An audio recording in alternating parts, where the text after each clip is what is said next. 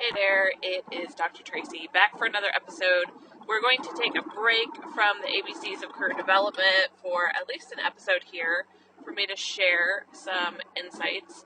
And I want to share a little bit with you about my own career development. And what that has looked like for me lately in at least the last couple months. So I have transitioned from the corporate environment after 27 years into academia and am an assistant professor of business at Ohio Dominican University, and I am enjoying it so much. I have been an adjunct for just over 9 years at different universities, both in person and online, undergraduate and graduate. And I have the pleasure of teaching both undergraduate and graduate courses. My undergraduate are a mix of online and in-person, a lot more in-person, I would say, and then graduate online classes. And one of the courses that I'm teaching is Leadership and the Common Good, and it's part of our core curriculum at Ohio Dominican. And each year, freshman, sophomore, junior, and senior, you take a core curriculum course, and it is around the values of the Dominican sisters that we, in the Dominican faith that we have built, and the Roman Catholic faith, that the traditions and values are for the university. And in this course, we look at, for sophomore year, we look at the common good. So the first year is what does it mean to be human, and the second year is thinking about the common good. What is the common good? And so students can take a class specifically in their sophomore and I believe junior year based in a specific area. So the course I'm teaching is business, and it blends business, where we're looking specifically at leadership, and the common good. And in it, we have common text that we read. One of those is from the Bible, and it is in the book of Matthew. We read different verses from there and connect those to leadership and the common good. And then we also read Gaudium et Spes, which was produced by the Second Vatican Council in 1965. And we read part one of that, which is about 9 pages, and reflect on that. And it talks about the common good and the church's thoughts on the modern world at that time, but so relevant to today. And so we just went through that for our midterm phase. But what I told students in the very beginning, because I was so excited to teach a leadership class. I'm all about business, management, organizational development, behavior, human resources, all of that. So leadership and the common good. But one of the reasons I was really excited about teaching this course is I have not picked up a Bible for a very, very long time. And I had grown up Catholic, went through Catholic school, I think except for 1 year, like 4th grade, I tried out a different public school. I think all of us went to a public school that year. And but otherwise it was K through 12, went through Catholic school. And had some challenges after graduating, getting ready to get married with the church, and really parted from the Catholic Church.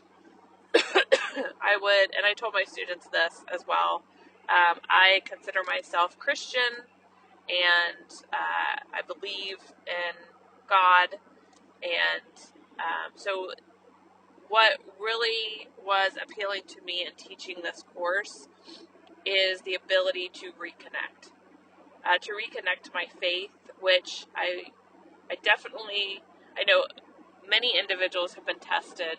I feel like I've been tested with my breast cancer journey in 2020, with my layoff journey starting in 2023, and being able to reconnect more strongly to my faith and my beliefs and digging more in.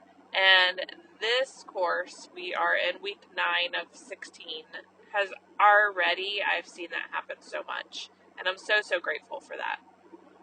And I wanted to share because I wondered how some of these uh, spirituality, the religious aspects, even the Bible, how does this connect to a business world? And through reading a lot of different verses within the book of Matthew and doing research on my own before I even talk with my students about how that connects to leadership principles and concepts has been fascinating.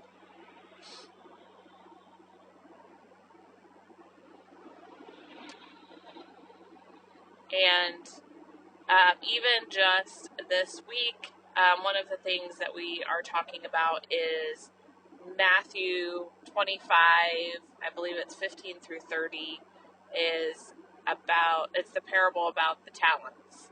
And at this time, so the parable of the talents, if you're not familiar with this one, is a father leaves his I believe it's the father and the three sons. He leaves his three sons, it's equivalent to money. They're calling these talents money.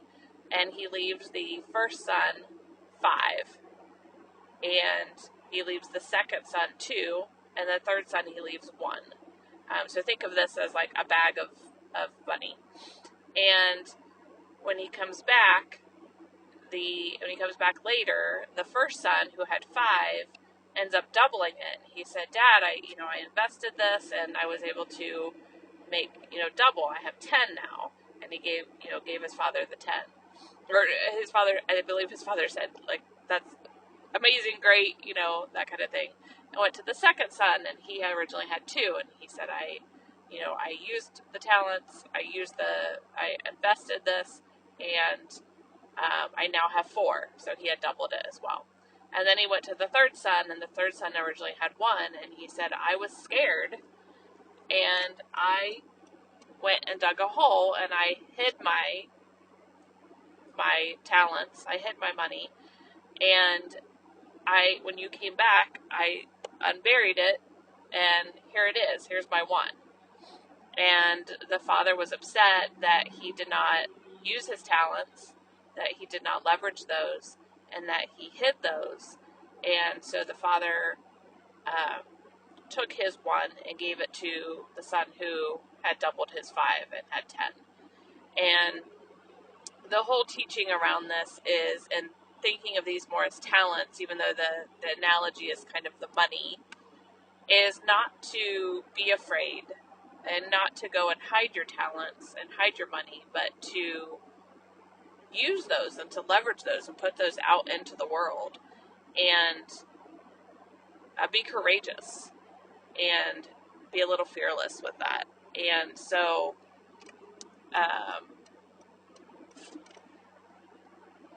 it's that, and then also with the students, taking it back and thinking about, okay, what are your talents? How are you using those? Are you leveraging those and putting those out into the world? Or are you hiding? And are you full of fear and not putting yourself out there and being courageous and looking at what could happen as a result of using those talents? And so alongside of this Bible, this parable, we are talking about goal setting and time management. And one of the exercises that I'm going to be doing is showing the students, if you've ever seen the rocks, pebbles, sand visual, I have a tall, clear vase, and it's a really big vase. And what you initially do is put in, and I saw this from even a senior leader a long time ago when we were in meetings, you put in all of the sand, and what the sand represents is all of these little tiny things that we do, different tiny little tasks or day-to-day things, interruptions, distractions, those kinds of things can be included in my hand quote analogy of the sand. So we put the sand into the vase first, and then we take these pebbles, and these are like medium-sized tasks or goals that we have, and we think about the representation of the vase is like our day, a day in our life. And so we take these pebbles and we put them in on top of the sand and we pack them down as much as we can. And how many of these like medium tasks can we get in as much as possible? And then we take the big rocks and we start to put those. And in the visual, if you can visualize this, you don't have a lot of room for these rocks because you've put so much of the sand, these little tiny things that have come up or that you've worked on, and you have the medium-sized tasks that you started to put in. So you don't have a lot of time for these big rocks, which these big rocks, the analogy of that is these big goals that you have that you want to achieve, and being able to spend time on those and focus on those. And so if you approach your day from this perspective, you run out of time on a regular basis to really focus on where you want to focus and on where you want to go. And so you keep ending eventually you have to extend those big goals to try to eventually achieve them. Or you have to toss those out the window because you never end up having that. So something has to give, typically. And then so what we do from there is we empty the vase out, and then we say, okay, what if we approach our day where we focus on these big rocks? What are these big goals that we have? And we think about those and make sure that we have something related to those into our day so that we're not losing track of that, so we're not running out of time. And we place these rocks in the empty vase. And then we say, okay, what are some of the little medium-sized tasks maybe that we can do from there? We put those in the vase. And then, okay, how can we take the sand and pour it in? And typically it goes through those crevices, and you're not going to fit as much sand in there. So it's basically, let's stop spending our time on these tiny little things that don't end up adding up to get us to where we want to go with our big rocks or our big goals. And so just that perspective from that analogy of the rock, pebbles, sand in the vase, of thinking about how are we organizing our day-to-day to achieve those goals that we have. And are we cluttering up our day with those small little things that don't add up to where we want to go with our life? If so, what are some changes we can make? And you know what? It's not going to be an overnight thing. It's going to be practice. Practice makes progress. Let's throw perfection out the window because that's unrealistic. But practice makes progress. And how can we start to tweak and change how we're living our life every day to make sure that we are focusing on those talents we have, those goals that we have, the skills to get us to where we want to go in life, versus every day continually packing in that sand and not being able to pack it enough to fit in any of those big rocks. And eventually maybe even the pebbles get, you can't even fit in all those little pebbles. So I love that analogy, that visual for students. It ties in so perfectly with this parable in the book of Matthew, and I believe there's a version of it in the book of Luke as well. And so we're talking about that. We're talking about time management. We've also done the Stephen Covey time management exercise with the 4 quadrants. So if that's something that you might be interested in, it goes through the 4 quadrants. And I believe this is out of the 7 highly effective habits.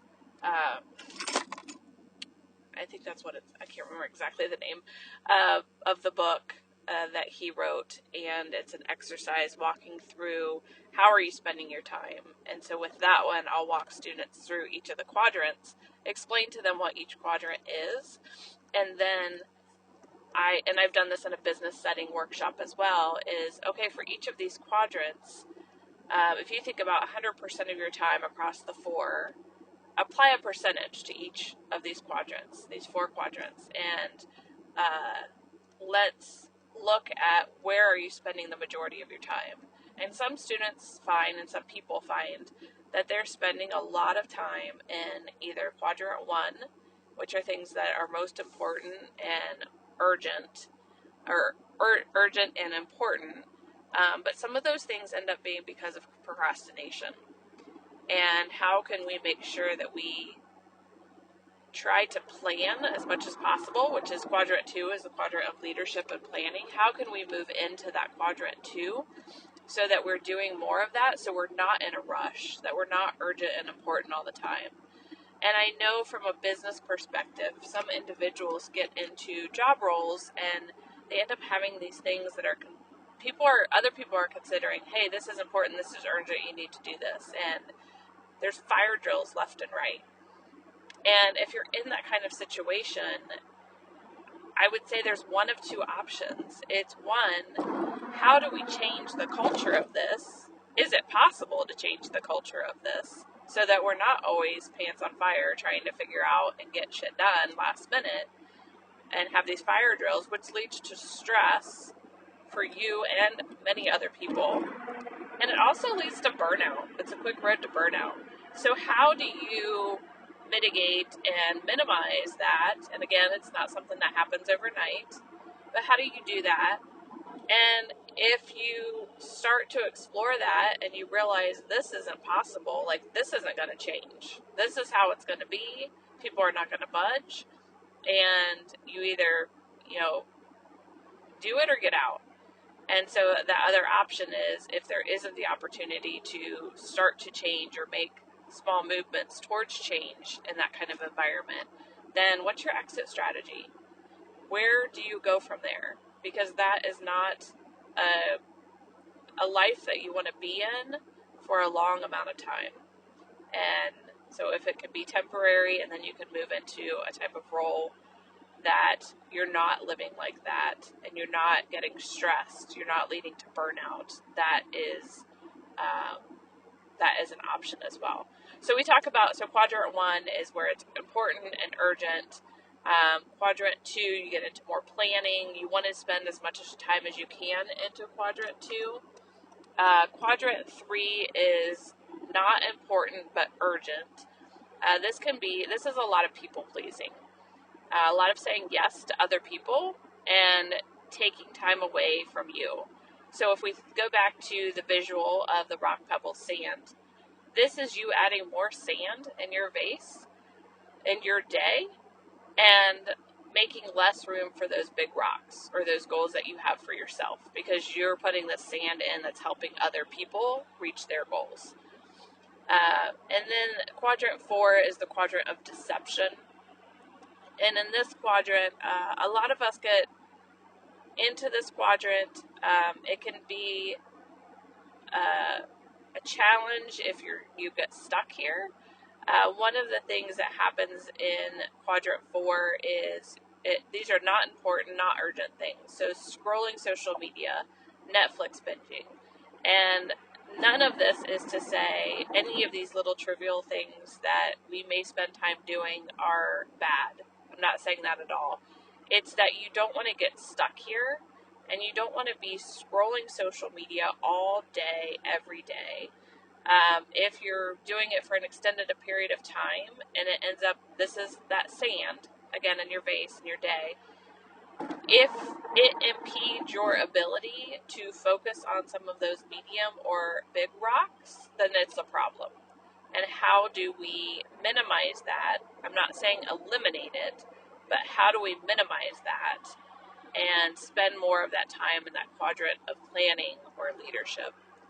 So these 3 different exercises, or these 3 different, I wouldn't say they're exercises, these 3 different concepts, thinking about the parable of the talents in Matthew 25:15 through 30, and tying that in with the visual of the rock, pebble, sand, and the time management exercise, the 4 quadrants of Stephen Covey. How nicely they have blended together to give students insight into